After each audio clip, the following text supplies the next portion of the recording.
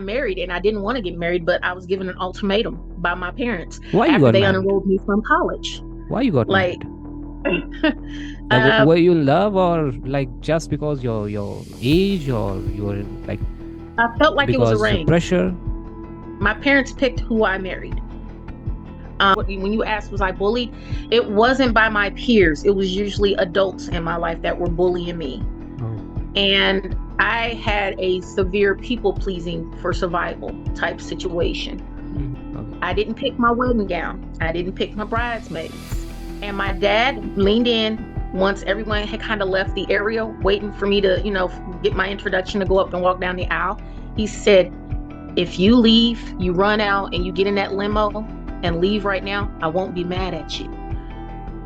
And I was physically scared and turned to him and said, if I do, she will kill both of us. To put it in better perspective, the night before my wedding, I didn't have a bachelorette party. I was 20 years of age.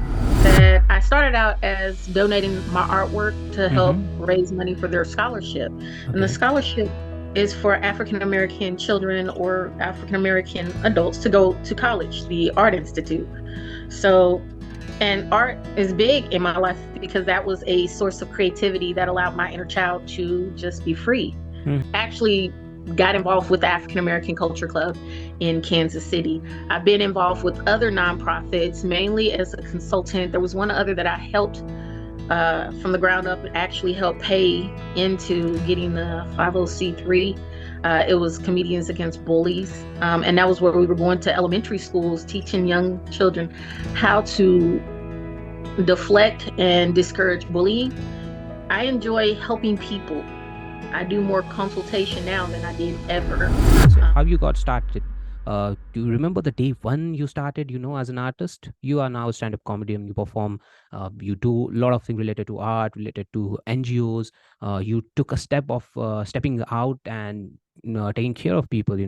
That's very brilliant and smart and brave thing to do when you go through all those stuff.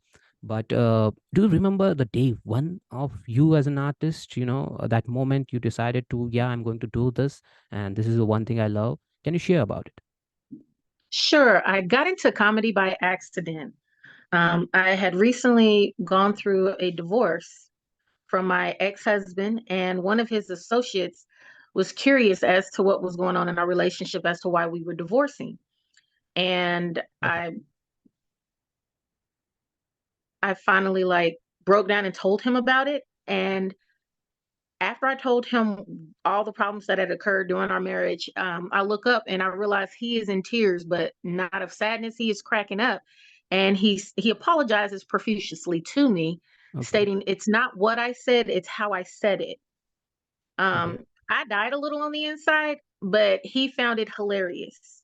Thereafter, he invited me to a social event, and I wasn't aware of the crowd in which he was inviting me to, but it was full of promoters and shot callers, basically. Okay. So I attend after he asked me, and I made him promise he wasn't going to just leave me over in a corner with a bunch of people I didn't know. And he said he wasn't going to do that, and that's exactly what he did. My personality is as a defense mechanism, I tell jokes. Okay. So that's how I got into comedy. The people were cracking up laughing. It became a bet. One of the promoters said, I bet you can't do that on stage. Okay. And I said, put your money where your mouth is. So that's how I ended up in comedy. And the story I told once I got on stage, not knowing how to prepare for that role, was the fact that I was working downtown in corporate America. I had a Ralph Lauren suit on with stiletto heels. Okay. When working downtown, Mm-hmm. you can't carry a purse per se because it's not that, safe. So I had a 30-pound book bag on with this suit and stilettos. I Oh. slipped on some gravel and fell face face I face planted into the dirt. Um, People thought that I had been hit by a car. Oh. No, I just had a concussion because the book bag came down on the back of my head. Okay. When I came to, the firefighters were, working on me, and I thought I was looking cute, not realizing I had gravel all over my face. So I tried to wink slowly with one Oh eye, shit. and I told that story on stage. It was a great success. Awesome. Awesome. I can imagine now. I can imagine completely. The two comedians that I opened up for was Brother Man and Coco Brown. So Brother Man off Okay. of Martin Lawrence TV show, Mm-hmm. and Coco Brown, who works heavily with what is his name? Oh, I can't think of it right now. Well, both of those artists afterwards, they asked me how long I had been doing Mm-hmm. comedy, and I was Mm-hmm. truthful. I said 15 minutes. Awesome. They laughed and they said, "You're a natural, stick with it." And they kind of guided my career in the very beginning stages. Got it. Mm. It's That's how I got into comedy. awesome. Can we put it into dark comedy or something? Like when the life is completely like shattered up, and then you use that as a source to putting things into places and people bursting up laughing. So how now we are going to talk more on it. Just hold on. Just hold on. Now, thank you for telling me all these things. You're welcome. Okay. So here's another thing I'd like to know is you told me about your divorce and the whole thing. That's really terrible thing to happen. But can you take us back to your childhood days? How were you as a kid? How were you as a kid growing up in the school days? Then, in a teenage, were you studious? What was your family situation? You lack in financial incomes and all. What was it? Tell me about your childhood phase. My childhood was very different from most. I grew up in a two-parent household, middle class family. Was very outgoing. Mm-hmm. But from the outside looking in, it was perfect. Having lived through it, it wasn't perfect. Um, I I was in a lot of sports, a lot of activities. I was with the National Honor Society. Okay. Um, I did it all. I traveled performing. I had been dancing traditional ballet since age 2. Mm-hmm. I graduated from Purcell Academy of Fine and Performing Arts. Mm-hmm. Dance major, a minor in theater and visual arts. So my creativity was able to be expressed. I Right. was an AKA debutante. Okay. Um, so I did a lot. I had a lot of fun, but at the same time, I realized everything wasn't roses. Mainly Got it. because, like, I remember my first job that didn't include babysitting. Um, when I told my parents I was going to get a job, they Mm-hmm. didn't want me to get one. And I was Okay. told that if you get a job, we're not going to assist you in picking you up and dropping you off.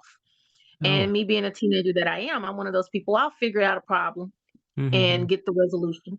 So I ended up going to a job interview with the guy that I was talking to at the time. You know how you have those crushes that you're interested in, so you're hanging out with them.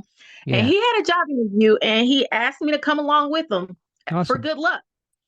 I came along with him. He did get his job, but I ended up getting hired on making more money than him.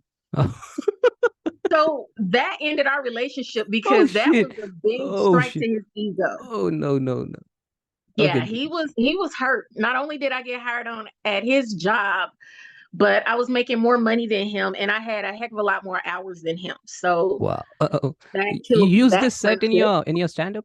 Have you used this set in your stand-up? I've never talked about my family or my childhood. The only person I Okay. have talked about was my ex-husband, and Mm-hmm. it wasn't in a bad way, even though we are mortal enemies. Oh, okay, okay, okay, okay, got it. Uh, so Um, now tell me about how are you? Now I'm talking about mentally prepared, you mental health related thing. How was your mental like situation as a student, as a kid? Were you bullied, or were you bullying people, or were you like very athletic, playing, singing, athletic, or as I heard, you're more artistic. But how were you as a kid? Like, you were crying all the time, or you backing yourself up, pulling yourself up? Uh, like, no, you got it, you got it, you got it, you got it. How were you as a kid in the school period? That is very like constructive phase of any kid as an artist. So that particular phase really matters to next 20, 30 years. So tell me about it as a kid. okay. As a kid, to go back to that story, what I brought up about having my first job and my parents not wanting me to have it and saying they weren't going to support me in that, and how Mm-hmm. I did get the job. Yeah. Um, worked open to close because it was at an amusement park, a local amusement park. So Mm-hmm. summer job, I came in and I worked literally 7 days a week, open Okay. to close. because I prefer to be there versus at home. Mm, And to put it in perspective, my mental, I was very gullible and sheltered. I was okay. very trusting, a little too trusting. My Mm, checks, even though I had an account that was a Johnny Appleseed at a credit union, my mother and father would take me to go have my physical payday check. And they told me to deposit into my account. I had to sign it over to them, pay to the order of. okay. And Okay. I Awesome. thought that was literally how you cashed your checks. I Oh. wasn't allowed to spend any of my money. They told the entire family that they purchased my high school stuff, Mhm. like my class ring, my letterman, and my yearbook, my senior book, stuff like that. And I'm starting to reflect back as an Mm. adult to think that came out of the money that I was signing over to them Oh, instead of them depositing into my savings account with the credit union. Um, that must have been tough. heck, I grew up. I got married and I didn't want to get married, but I was given an ultimatum by my parents Why you after got they married? unenrolled me from college. Why you got Like, married? Like, uh, were you in love, or like just because your age, or you were in, like, I felt like it was because of arranged. pressure? My parents picked who I married. This Um, happened in US? yes, and I'm Oh, African American. This is why I say my upbringing and my life story is not like typical of normal. most people. Mm. Right. Okay, got it. You would have thought it was a movie, the way things happen, No, no, no. I homecoming, don't. all of that. For Right. me, like, look, talking to people from US, like I'm doing it from last 2 years. Okay, so I am collaborating with artists from last 2 years, around 200, 250 to 300 artists I've been collaborating. That's why I know the culture. You talking like your parents choosing, that was kind of because that's something that happens in India, the arranged marriage situation.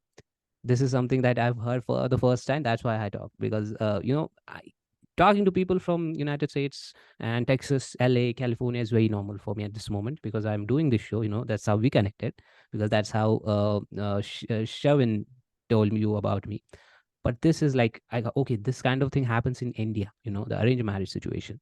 For you, that's why I got surprised. You kind of have Right. high school, like, crushes, then you get married, or you choose people, date people, then you get married. And that's how the culture in US is. That's why I got surprised. But okay, got it. I You was told me, very yeah, yeah, go on, obedient. go on. No, I was very obedient. And so when you ask my mental, Mm-hmm, um, I didn't see what was done to me as a child from my parents mm-hmm. and the other adults in my life. When you asked, was I bullied? It wasn't by my peers. It was usually adults in my life that were bullying me. Oh, And I had a severe people pleasing for survival type situation. mm-hmm. Even with my now ex spouse, Okay, he was besties with my mother. This man tried to kill me, and he was best friends with my mother. He was also 8 years older than me. okay, My parents knew his age. okay. I didn't pick my wedding gown. I didn't pick my bridesmaids. I actually showed up at my wedding on my wedding day, and in the basement of the church with my father was playing air basketball and Tetris. And my dad leaned in once everyone had kind of left the area, waiting for me to, get my introduction to go up and walk down the aisle. He said, if you leave, you run out and you get in that limo and leave right now, I won't be mad at you. And I was physically scared and turned to him and said, if I do, she will kill both of us. I felt like my mother would have killed me and my father. To put it in better perspective, the night before my wedding, I didn't have a bachelorette party. I was 20 years of age. I had 12 bridesmaids, a maid of honor, four, um, no, I had two ring bearers, Okay, two flower girls, okay. and nobody took me out. I ended up babysitting all of the teenagers, my younger siblings, and taking them to the mall. Mm, okay. Okay, So that's really I terrible had a to lot of hear. trauma. Yeah, yep. Got it, got it. So you started your comedy career after surviving domestic violence. How has comedy helped you heal and overcome that difficult period in your life? So domestic violence is the one thing that I also take a stand on. I'm associated with Anna's House Shelter. It's also in Texas, run by Eva Miles. So this is something that I'm also taking a step on from last 2 years. But tell me about like that period and how comedy is the one thing that is healing that phase. It gave me the opportunity to bring joy to other people, the joy that I was lacking in my own personal life at that time. Mm-hmm. Because people would look at me and they'd be like, well, you have both your parents. You grew up, you knew your father. You Yeah. had a male figure in your home. I had a lot of uncles and pawpaws. Okay. Like I literally come from a family that had more men for the longest until they started dying off due to age, you know. So I grew up with the male counterpart. So I didn't fit the cookie cutter mold of Okay. someone getting up on stage with daddy issues, talking about their life in a joking format. More so, I got up on stage and I talked about me harassing my ex-husband during our marriage. Um, I started out in doing Christian comedy, but they didn't pay. Secular didn't pay as much as non-secular. So Mm-hmm. I switched over and started doing more of the raunchier jokes, Okay. and gaining more traction in my career. But it gave me an outlet and it made me feel free. When I traveled, it gave me that freedom from feeling like I was trapped. Okay. So So I'm sorry, I'm getting emotional. oh no, so okay. First of all, thank you for sharing. Even imagining that phase, that healing phase, that's also, imagining that particular phase, that's also tough for you. You came, you survived from it, you survived that. I can imagine, completely imagine. This kind of thing is continuously. I'm also involved in meeting those people, like same people going through homelessness or going through domestic violence.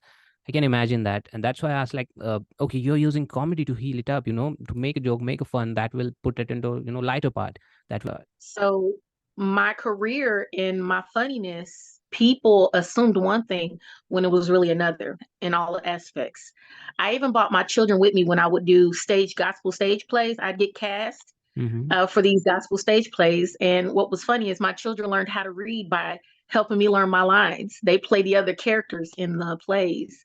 And they'd be right there. Those were my biggest supporters. Without my children, I don't Mm-hmm. think I would have been able to sustain and keep moving the way I did.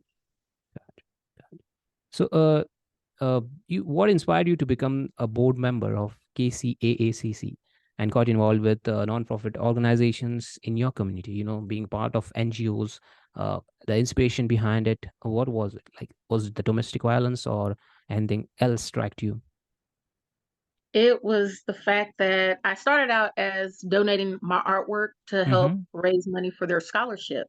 And the Okay. scholarship is for African American children or African American adults to go to college, the Art Institute.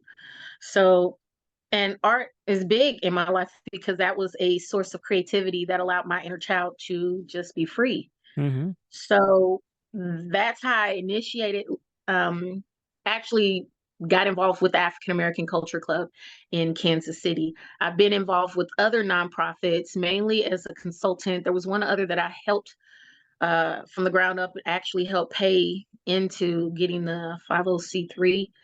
It was Comedians Against Bullies. And that was where we were going to elementary schools, teaching young children how to deflect and discourage bullying, how to handle it, and then take the power away from bullies by showing them that if their opinion from that person doesn't matter to them, then it doesn't hurt. It doesn't bother them as much as they would allow had they not known that information ahead of time. They would have been like, oh no, they don't want to be my friend. And oh, it's the end of kindergarten and it's the end of first grade. And we're like, do you even like them? No. Yeah. So does it matter if you're their friend? Mm-hmm. No. I said, Got it. so I think the oldest children we worked with was like, I think sixth or seventh grade, helping Okay. them Mm-hmm. figure that out.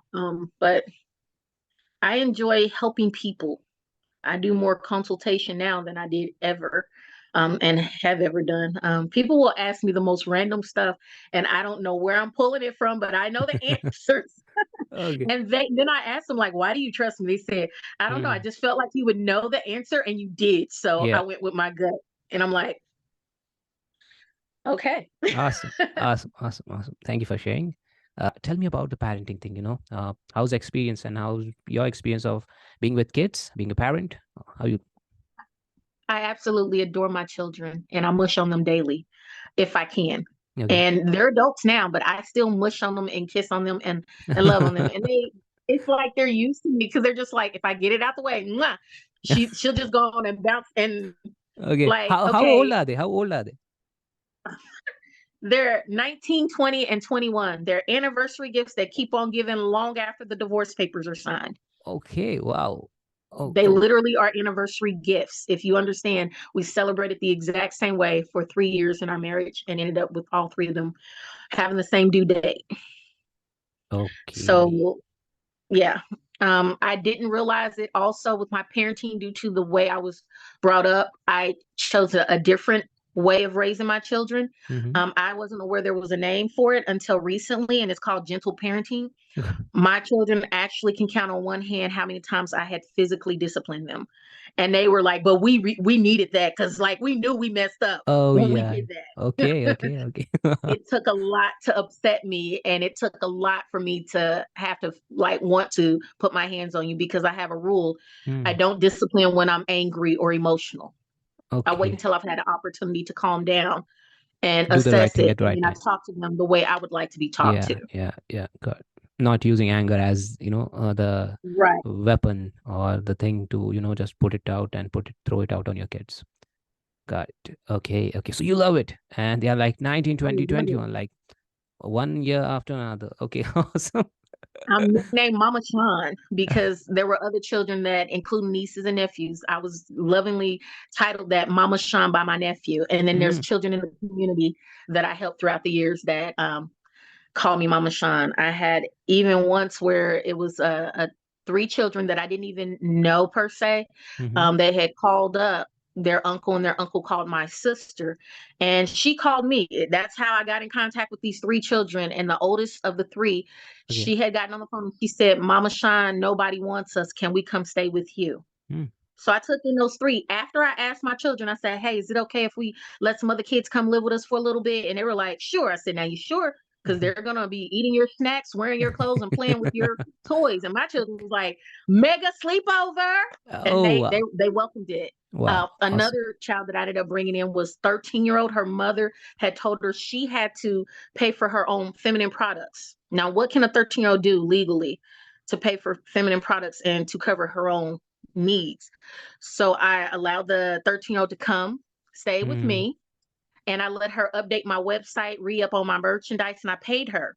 I also offered for her to babysit my children, even though I never left her alone with them. I still paid her to babysit. wow. And then when I took her plus my three plus the other three that I did not know that well, because their parents had gone through a divorce and neither parents wanted the children at the time, I took them all to the movies and paid all the teenagers' ways. Still let them get paid their money for babysitting, even though they didn't Wow. babysit, and let them enjoy their childhood. Um, yeah, I've always had a household. I even had like 9 kids living with me in a 2-bedroom apartment at once. And I've never been on government assistance and I wasn't getting Wow, any you type do of it help from all their on your parents. own. But they're adults now, and a lot of them still come back and say that was the most happiest moment in their childhood. Mm, So I was nicknamed Mama Sean. A lot of neighborhood kids, I would pay them to make sure other kids didn't bully the children I had in my household. yeah. And I had it open to where the children could use my Wi-Fi, and I gave them a nice meal without any questions asked. They didn't have to explain to me their situation. I already knew. God.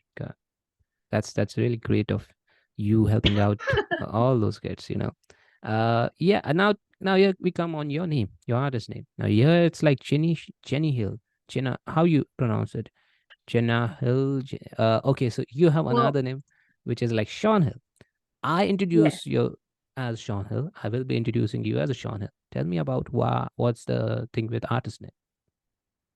Okay, so my legal name is LaShonda Janae Hill.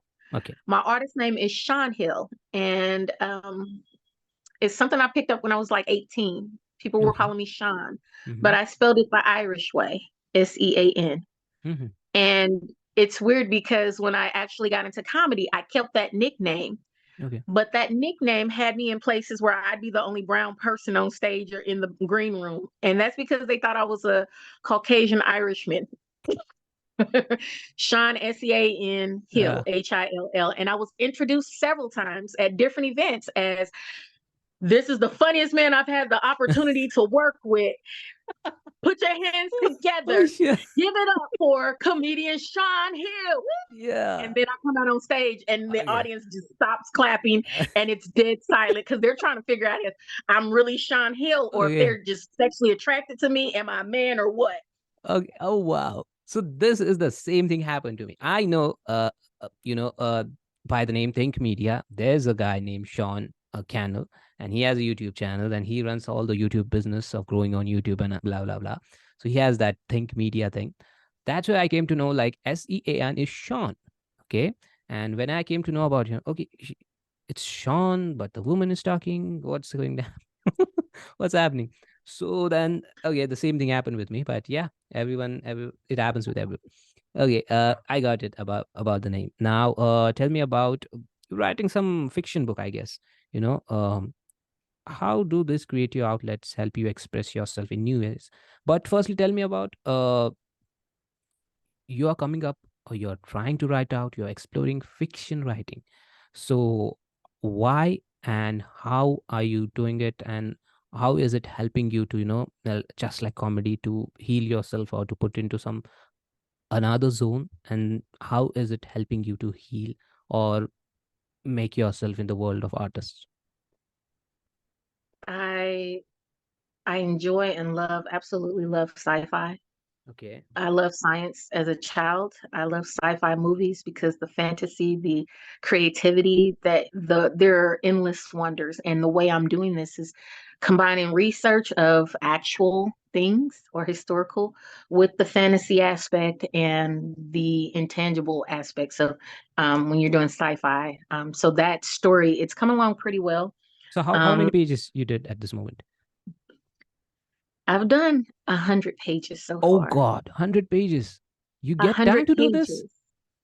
I've been working on it for years because I've had to Yeah, do that's why. character development, Oh wow, so wow. I have to make it where each individual has their backstory, and then I have to bring it to a point where they all converge on that very moment to which you would pick up in the actual movie versus the book.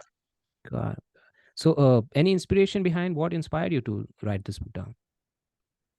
Literally my life and the weird things that I notice, the patterns that I notice. Uh, Um, Sean and the Weird Things. Let's explore into sci-fi way. Okay, okay, got it. Tell me about your upcoming projects. What are your upcoming projects? Okay. Well, if I was to gain the finances that are needed, I would like to open up a independent private organization that takes in foster children who have siblings of brown and black children. Got it. The reason I say that is because 90% of children in foster care are brown and black, but the homes that they place them in isn't reflective of that. So this will give them the opportunity to stay together if it's healthy, because most of those homes that they're placed in cannot accommodate multiple children at once. The program would encompass children ages 0 months all the way up to 24. It'd be in phases 0 to 16. They're just focusing on just having the most normal childhood possible after being taken out of their homes and stuff. Um, Try to give them the education that they need. By the time they're 16 to 18, that's when we start focusing on what's the next step in life. Are they going into corporate America, continuing their education, if they're going to learn a trade, or if they're going to be entrepreneurs? We'd have it where if they're accepted into our program, by the time they age out of the system, they would actually have a little nest egg that had been saved up for them so that they are able to have something when they get out into the real world, to kind of help start them off with paying bills, getting a car, whatever it is that they need to use that money for. Ages 16 to 24 would be more like a college dorm or college life, where they're figuring out adulting. We Got it. teach them financial literacy and everything. Got it. Got it. So Okay. just go with That's this pretty much it. normal pace. You're going too fast. Thank you for sharing that. And tell me about impact of social media on your life as a career. What kind of things happen, and how are you taking that as? Okay, as far as social media, I'm more of an old school individual, so it's really been impactful. I've had to learn some new tricks, new ways of marketing myself. gathering a larger following. I still haven't figured out how I was able to convince 21,000 people to follow me on one platform and another 12,000 on a different one. I don't dance and I haven't shimmied to show off anything. So this is still a learning process for me as well. But most people are like, you have to post 2 to 3 times per day or 4 to 5 times per week. And it's not even like that with me. I find that I get a better response when I kind of don't post as frequently because it makes them anticipate or long for my information or entertainment when I do post. Got it. Any last message as an artist? Use this as a platform you'd like to share with your NGOs and all. So please share last final message where, can kind of sum it up. My final message would be I realize that I am the adult that I would have loved to have been raised by and interacted with as a child. I would have felt safe and encouraged and empowered. And I charge other adults to go out there and be that individual in other people's lives. They don't have to be minors, they can be adults. Be encouraging, be uplifting. You don't have to turn a blind eye to the negativity that people are putting out into the world, but please don't contribute to it. Add some positivity and love back into the world. Right now, that is what we're really lacking.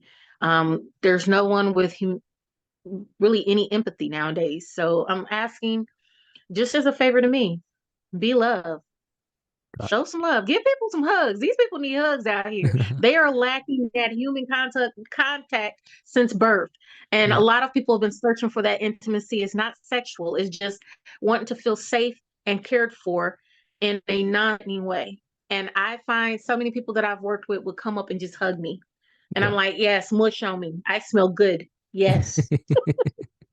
Got it, got it. So one more time is like, I just want to tell to everyone who's listening this at this moment, you went through a lot, traumatic childhood, lots of things, like not in a control of who to marry, who not to marry, went to domestic violence, survived, healed yourself, used comedy as a tool to heal yourself, and then you keep on portraying, you keep on doing everything related to comedy, art, you're painting at this moment, you spend 8 to 10 hours of day, and I think this is the plan that God had for you. You went through all this just to be strong, just to be the most powerful and the most caring, and the most uh, like filled with heart, filled with love, and then you are at this moment a mother also. You have 3 kids and you're taking care of, I don't know how many kids, like 15, 20, 50, 100, via the NGOs. You're taking care of kids with color, fostering in the foster care, and you're looking out for them. So I think this is the best plan that God had for you, taking care of people. And that's your mission, that's your biggest mission at this moment, that whenever it comes to you, by choosing in art and it taking care of people, you chose taking care of people, and that's your real mission. I wish you all the best for whatever you're going to do. Just figure out NFTs, and then you can make a proper business out of your art and the money. And yeah, in coming years, we will see more of your skits, your plays, and your stand-up comedies at the same time. NFTs, people are going to love it, because that's where you can gain more funds for your NGOs that you're running for kids and all. So yeah, your art at this moment, I'm telling you, your art is going to help fund the kids. That's the best possible thing. You just need to figure out who are the right people who you can trust and who can help you to do that. You can figure out the monetary benefits within them according to percentage. But here's the one thing I can see happening is your art is going to figure out your monetary benefits, and that can figure out funds for the kids, for you, and for the family. You just need to figure out who the people are, where you can, share the business, start the business, and that's where things are going to lead you to be established artist. And first thing what you do when you're established artist, buy a laptop, and as fast as you can, just buy a laptop, just buy light, just buy mic initially. That's what you do when you sell your first art. Okay, and then thank me after that. Okay. And to Appreciate you. yeah, Thank you yeah, for the good. and to everyone who was there, who's going to listen, this happened with me again. We record 30 minutes of the interview, and we did 30 minutes of interview in another session, and I forgot to press record. And the whole energy that we discussed was more better than this one, but yeah, we forgot to record it. We did a 30 minutes of interview, and we did it just by talking to ourselves, and I forgot to record. Yeah, that's my bad. That's not my bad, that's like completely, you missed out the best part of the interview because we forget to record it. because I specifically, I forgot to record it. And now we just redid it again, just putting our best and trying to cheer you up. And to everyone, just go check the show notes. And I am Ajay Thambe, and I'm signing off.